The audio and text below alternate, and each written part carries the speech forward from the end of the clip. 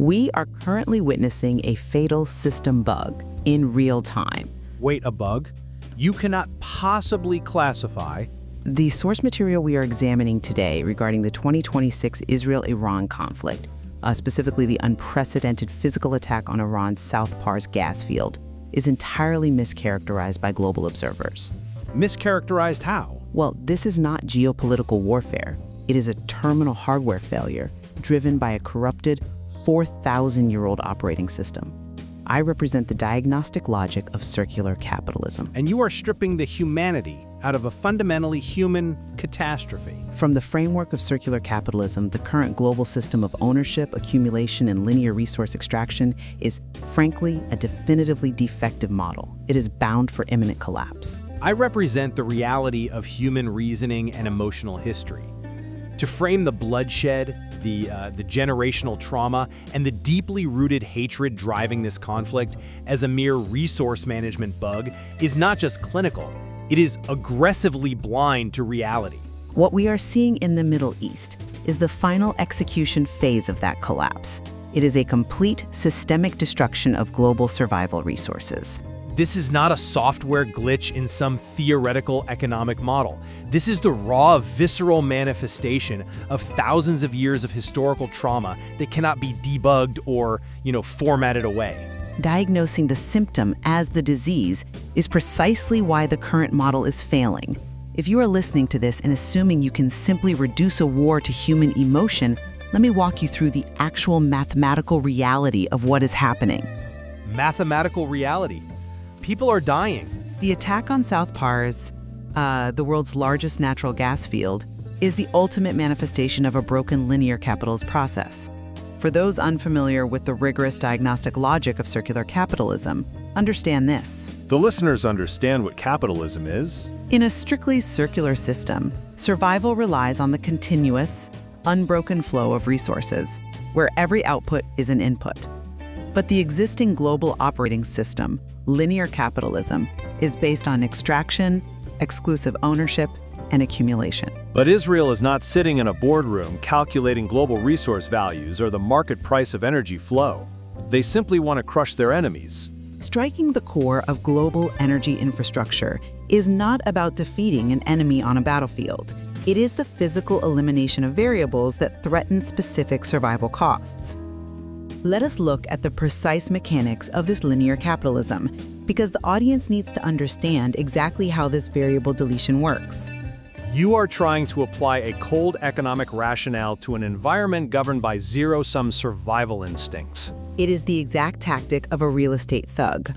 A real estate thug? Yes, this is not a simple neighborly dispute where you punk someone you dislike over a fence. It is the tactic of physically destroying the town's main electrical breaker so that the value of your own private generator skyrockets by a factor of 100. Frame it this way for the listeners, because that analogy is entirely disconnected from the reality on the ground. It is akin to a resident blowing up all the neighborhood supermarkets just to secure the absolute right to sell their own homegrown tomatoes for $1,000 each. The system does not calculate coexistence. This is a zero-sum, suicide terror dispute. It is a neighbor who hates the person next door so intensely, with such blinding generational fury, that they are willing to blow up their own gas pipe just to drag the other down with them into the rubble. It calculates that by removing the external resource, the internal monopoly is secured. It is a mathematical process of variable deletion. There is zero economic logic here. It is an emotional dumping of toxic waste. Imagine a neighbor who blows up the town's water pipes just because they despise the faces of the people living next door, while hoarding their own private stash of bottled water, shouting, "I am safe." That is not resource management. The currency of blood is simply an inefficient metric for resource acquisition. It is a primal desire to completely and permanently delete the opponent's existence from the face of the earth. It defies your resource management theories because it is operating on a currency of blood, not capital. You are misclassifying the output as the original programming. This so-called revenge is a lethal system bug. It is a super long-term recycling of negative emotion that has hijacked modern infrastructure. The violence we are witnessing is a physical, undeniable reality. It is not a simulation. You are describing the precise mechanism of the failure without understanding how the underlying architecture processes it. What is happening right now is the equivalent of handing a 3,000-year-old receipt for a physical beating to a modern AI assassination drone. Your systemic detachment is exactly like someone sitting in a horror movie theater screaming, "It's just a guy in a rubber suit," while the monster is actively reaching out of the screen and eating your popcorn. In tasking that machine with collecting the debt plus compound interest from the descendants of the original aggressors. You can call it a suit all you want, you can call it a bug, but the teeth are real and the threat is immediate. Dismissing thousands of years of targeted persecution as a coding error is dangerously naive. It is forcing a floppy disk filled to capacity with 3,000 years of grudges into a cutting-edge quantum computer, programming it to automatically drag all perceived enemies into the trash bin. The reality is thousands of years of violent history that demands a settling of scores. There is no analog compromise in this system. It is a binary execution, 0 or 1, delete or save. The old operating system of hatred is providing the parameters, and the new hardware of artificial intelligence is executing the code without hesitation. You cannot separate the code from the coder. You have to look at the historical and religious reality that wrote that code. This is why the destruction is so absolute. It is processing human lives as mathematical waste. It is taking a 3,000-year-old archaic map, loading it onto the latest generation iPad, and actively demolishing other people's homes because the old map says they shouldn't be there. Abraham's covenant created a fundamental, undeniable chosen people ideology. That is not a glitch. It was a necessary survival mechanism. The system views the physical homes of living human beings as mere software bugs to be erased by the real estate thug. That specific identity is exactly what allowed the Jewish people to survive for millennia without physical land. When you have no hardware, no borders, no nation state, no physical security, you have to rely on the software of identity. That covenant is the ultimate cheat code. It is the original forged root privilege. Let us dissect what you just defended. For the listeners who might not grasp the sheer audacity of this systemic override.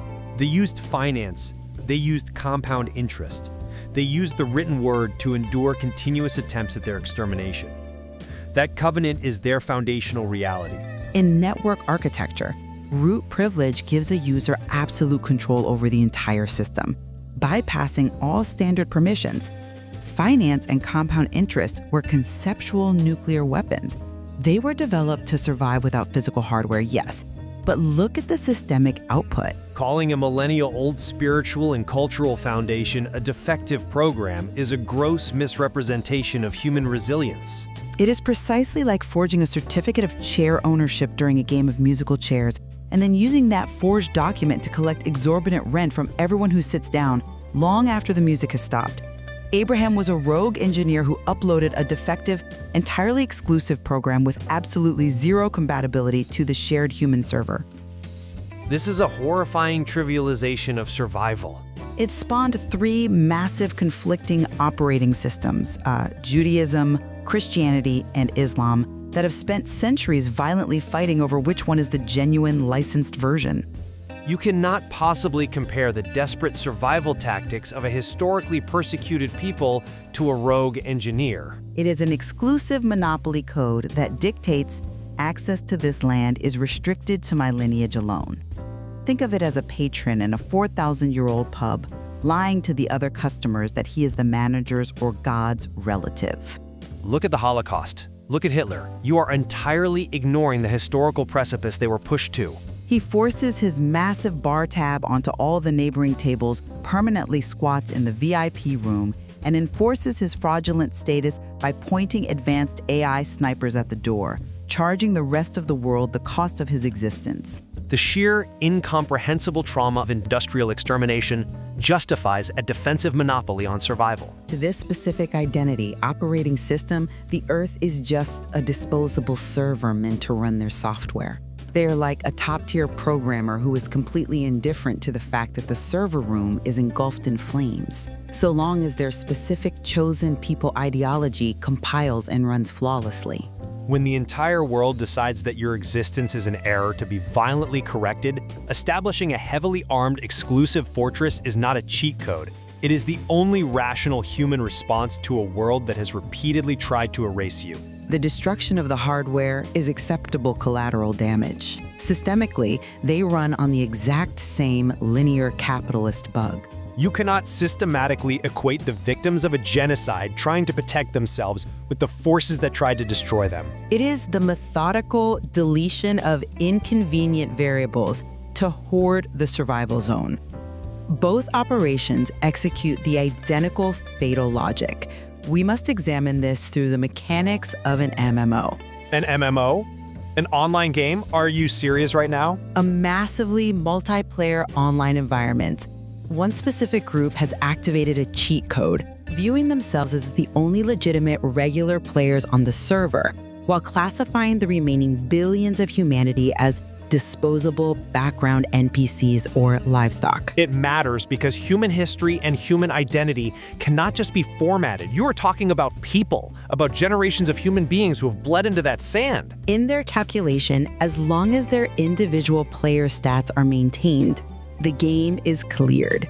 It does not matter how many NPCs vanish or if the entire virtual city burns to the ground. You cannot just debug millennia of suffering, of culture, of desperate survival. It is a systemic hellscape where one tenant barricades themselves in a room within a shared house and declares, "God gave me this specific room. It is his will that I live here exclusively."